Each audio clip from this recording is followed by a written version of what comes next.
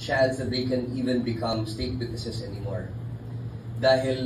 Because of their statement that they are uncooperative, then they are deemed to be hostile witnesses and can only be charged as respondents and in the future accused, no? In the case of malversation of public funds, of falsification of public documents, and all the other crimes that they were a part of.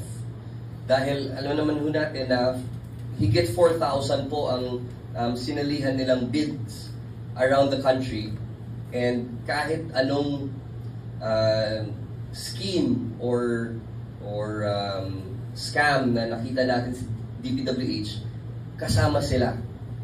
So it's impossible that they can be considered as a state witness for all those crimes that they've committed. So choice nila yun. Kung gusto talaga nila na maging uncooperative, then the government has no choice but to run after them with every ounce of effort that we can muster.